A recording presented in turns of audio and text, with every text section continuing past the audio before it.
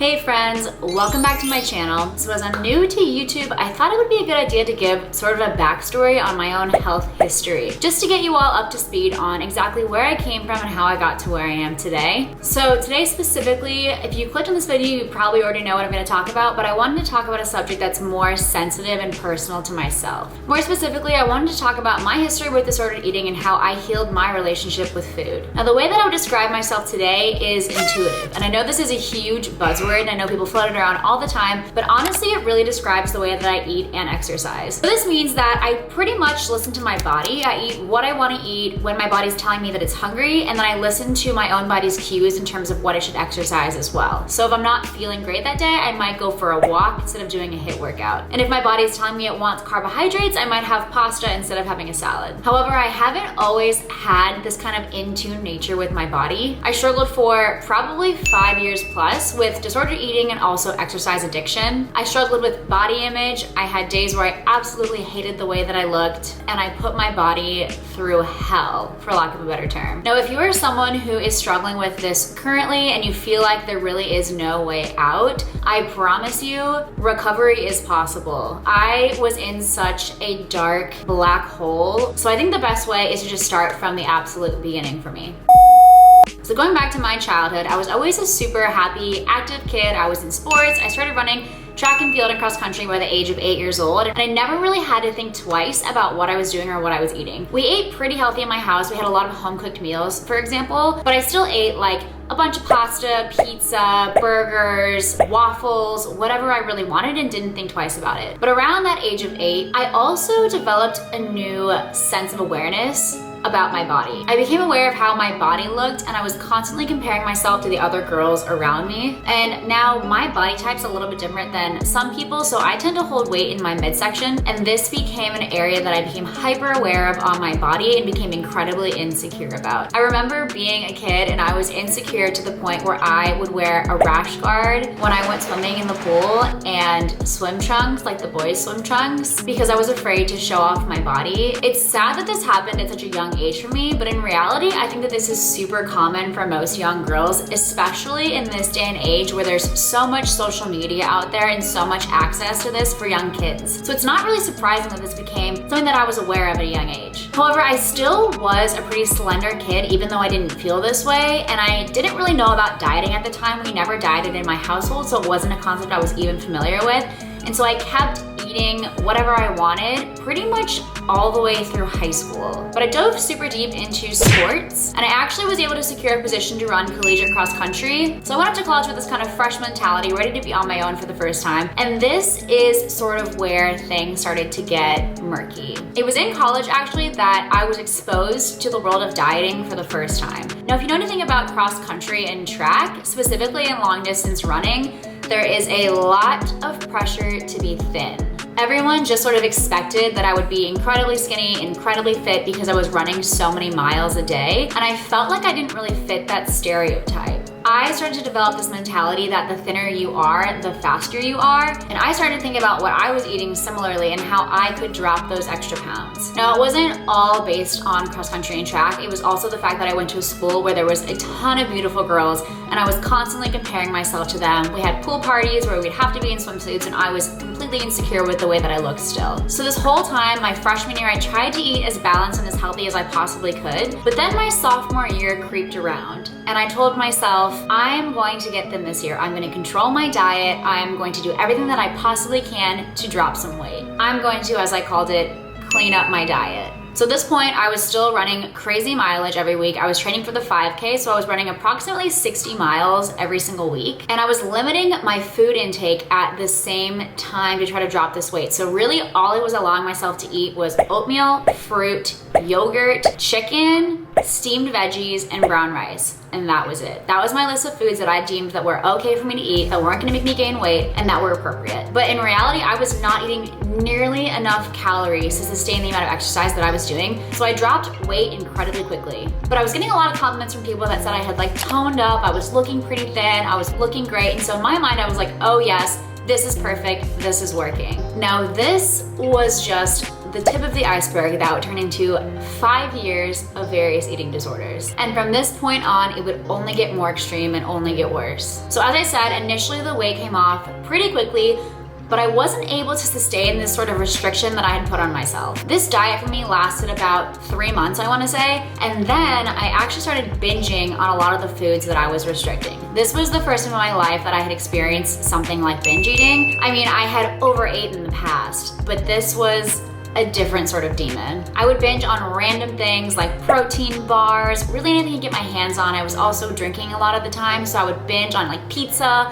late at night, and I'd be full of guilt the next day. So by the end of my sophomore year, I had actually put on more weight than I had originally lost, and this just elevated all of my insecurities. And it was really at this point that the purging started. So on a more serious note, if this is something that triggers you, you might want to skip forward a little bit. So I remember the first time this happened, I was sitting in my dorm room, it was sophomore year, and it was after I had just had one of my binge spells, and I was feeling so guilty, and I was just thinking, how could I make it go away? How could I feel less ashamed and just erase what I had just done? Because in my mind, I was like, this is gonna make me gain more weight. What am I doing? I'm messing up my diet. And in the back of my mind, I was like, you know, you could just throw up and it would just not count, which is a horrible mentality to have. Let me tell you, there are so many reasons that you should not make yourself puke. One of them being that I still have chronic digestive issues as a result, but I will get to that. This one instance in my dorm room is what set me on a 3-year spiral of binging and purging. So then I went abroad this summer to Australia, and the binging and purging cycle only got worse. I would probably do it like 2 to 3 times a week. I was incredibly uncomfortable in my skin at this point, and I told myself that when I went back to school junior year, I could do it again. I could drop that extra weight, I could get skinny again, I could get those compliments again, and I could feel confident in my skin. So at this point, I doubled down on my restriction. I pretty much cut out all carbohydrates. For breakfast, for example, I would allow myself to have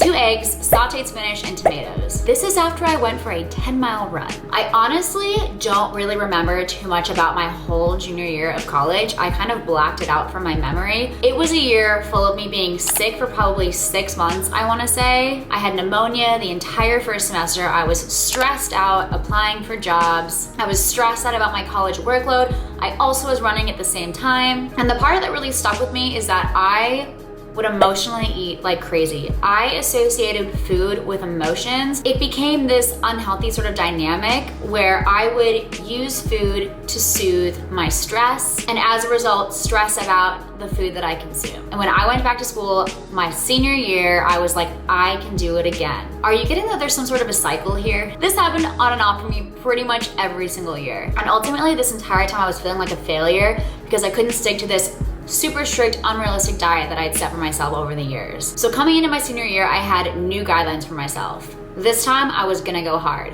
I was only gonna allow myself to eat egg whites, steamed veggies, lean proteins, protein powder, and protein bars. So basically, I wasn't allowing myself to eat either carbs or fats, so I was depriving my body of essential nutrients that I needed. So during this time, it was incredibly hard for me to go out to eat with friends. If I went out to eat with friends and there wasn't something on the menu that was on my approved list, I just wouldn't eat. Or if I did eat something that wasn't on my approved list, I would sneak away to the bathroom and make myself throw up afterwards. I felt guilty if I ever stepped outside of the guidelines I had set for myself. I must have been eating close to like 1,000, 1,200 calories, but at the same time, I was working out like crazy. I would go to the gym, I would do a 30-minute stair stepper workout, and then I would do a 30-minute BBG HIIT workout, or I would go for like a 9-mile run. So I was burning a crazy amount of calories and barely eating to support this. As a result, I was absolutely exhausted, as you can imagine. My body weight dropped pretty quickly, and the binging as a result escalated so rapidly. I became absolutely obsessed with my weight. I remember I would go to the gym and I would wake up in the morning, I wouldn't drink any water, I would run to the gym, I would step on the scale just to see what I weighed without any liquid in my body, as if that's actually gonna make a difference in what my body composition looks like. I'd weigh myself every single day, and my weight would dictate how I felt about my day. I had complete body dysmorphia at this point. I pretty much had no body fat. I had no boobs, no period. I was becoming a shell of the person that I used to be. We had this school Vegas trip coming up, and I kept telling myself, just make it to Vegas. I remember looking at photos. Some of the ones from the day, I was like, damn, I look so good. All of my efforts have paid off. And then there was a good number of photos that I looked at after the trip, and I said, oh shit, I I look way too skinny in these photos to post them. I don't know how I realized that at the time because I did still have this whole body dysmorphia, but a part of me looked at it and was like, Julie, you've gone too far. Once the trip ended, the binging and binging and binging continued to escalate. I would binge on literally anything. I would binge on multiple bowls of oatmeal. I would binge on cereal, literally whatever kind of carbohydrates I could get my hands on because my body was so deprived. I could not keep up with this restriction that I had had for months prior. And even my purging couldn't keep up with the amount that I was binging. As a result, I started putting on weight rapidly. Over the course of the next 6 months following this Vegas trip, I put on at least 20 pounds. Once I left school, the binging continued as I entered into a very stressful job that was consuming my entire life. I tried to keep up with exercising and meal prepping, but they still couldn't stand up to the amount that I was binging, and I continued to put on weight. At this point, I felt like I was doing something wrong. Like it was my fault that I couldn't keep up with these super strict diets. However, around this time too, I really wanted to stop binging, but I didn't know how. It felt like something that I was gonna be stuck with forever, if I'm being completely honest. It took me about a year to finally wean myself off purging, but I was still binging this entire time. I put on another 10 pounds in the year that followed school and my weight was climbing. My self-image was honestly plummeting at this point because even though I was still technically on the thinner side, putting on 30 pounds in a year did numbers on my self-image. Now we get to the portion where I actually healed myself. So I took a reflection of where I was at in my life, what I was doing, and realized I absolutely hated where I was and needed to make a change. So I got a new job and I actually moved across the country to Seattle completely by myself. It was during this period that I lived in Seattle for 2 years that I entered a period of self-reflection and healing. I was 23 years old with a new job, living in a new city, having to make new friends, and really think about who I was and who I wanted to be. Now I'm just throwing this in here as a flag because it is related to my channel and is also related to my various eating disorders. At this point in time, I had developed a whole host of digestive and health problems as a result of my eating disorders. But I really wanted to focus on healing myself, and I knew personally that the way to go about this was to try to heal my eating disorder. I had to stop binging, I had to break this vicious cycle. So it was at this point that I decided to do a bunch of research on binge eating. I read books, I listened to podcasts, I spoke with people who were close to me, and I really tried to figure out what the root of my problem was. Now, I had heard a lot of people who had similar issues to me talk about a book about intuitive eating. And this was the first time I had heard about intuitive eating in my life. But I purchased this book nonetheless, and it actually really opened my eyes up to the whole healing process. However, let me tell you, the process was anything but linear. The book really hammered home that I needed to get rid of this restrictive mentality. This entire time while I was binging, I was still restricting during the week, which was making me binge. Thinking of getting rid of this restriction scared the shit out of me. I was afraid that if I allowed myself to eat these foods that I had been restricting for so long, that I was gonna continue to put on weight, that I was gonna put on more weight. And a large part of what helped me kick off this process was coming to terms with who I am. I had to decide that I was going to love myself. I decided that I was gonna love myself for who I am, no matter what I weighed, I needed to love myself. And this step of the process was actually one of the hardest things for me. Now, the way that I approach this is not really traditional. Something that really helped me was actually a podcast that I was listening to, which might sound a little bit dumb at first, but the bigger message here is really finding something that made me feel confident and built me up every single day. So the podcast that I listen to is called Girls Gotta Eat. I would highly recommend it if you want to boost some self-confidence. It really made me become confident in who I am. The woman who spoke on that podcast were voices that really resonated with me. So once I reached this sort of self-actualization, the next step for me was just to eat. I had to allow myself to eat carbs without shame. I was afraid that it wasn't gonna work and that I was gonna be stuck in this cycle of binging forever and I was gonna keep gaining more weight and more weight and more weight. But I trusted the process. Now at first, I would eat a lot. I'm not gonna sugarcoat this and act like it was this super simple, easy process. It wasn't. I would eat a lot of pizza when I tried to eat it. I would have multiple donuts. I felt a little bit out of control, which is what I didn't like. But over time, without even thinking about it, what happened was I would eat less pizza the next time. I would have one donut. I would space out my meals further apart. I started craving salads again. I started craving vegetables again. And I started to get this sort of balance within my diet. By knowing that I could have pizza any night of the week, multiple nights in a row, it kind of gave me a freedom to not want to have it all the time. The craziest part about this whole thing is that I thought if I ate pizza, I was gonna gain weight.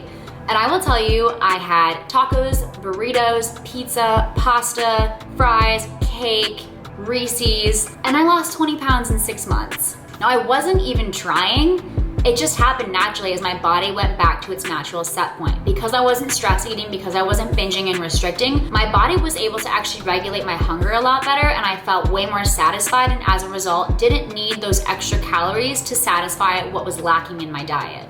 Because I do have this food freedom, I also am able to incorporate like oatmeal, salads, grilled veggies on the regular because my body now craves those things.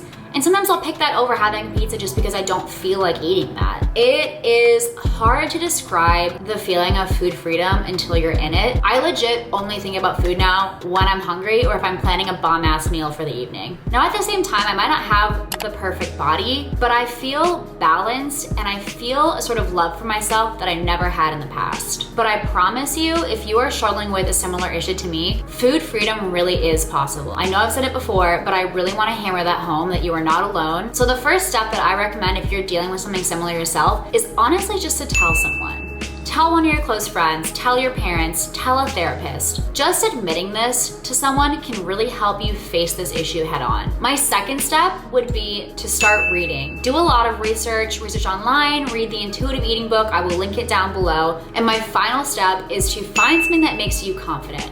For me, it was a podcast, listening to other empowered women's voices. For you, it might be some new clothes that you feel really good in, something that fits you super well, or a new mascara that really makes your eyes pop. But find something that makes you say, damn, I'm worth it. Self-confidence is literally everything, and I promise you, you are absolutely worth it. Now, the reason I'm so comfortable telling my story so candidly is because I don't think it's anything to be ashamed about. I've already opened up about my story and my past with some of my closest friends and family in little bits and pieces, but at the end of the day, it's really shaped me into the person I am today, and it's helped me grow into someone who is super self-confident and very in tune with their body. So I just hope that my story can help you in some way. I hope that you feel like you are not alone, and I want you to feel comfortable leaving a comment here if you resonate with the story, because I will get back to you and I'm here to support you.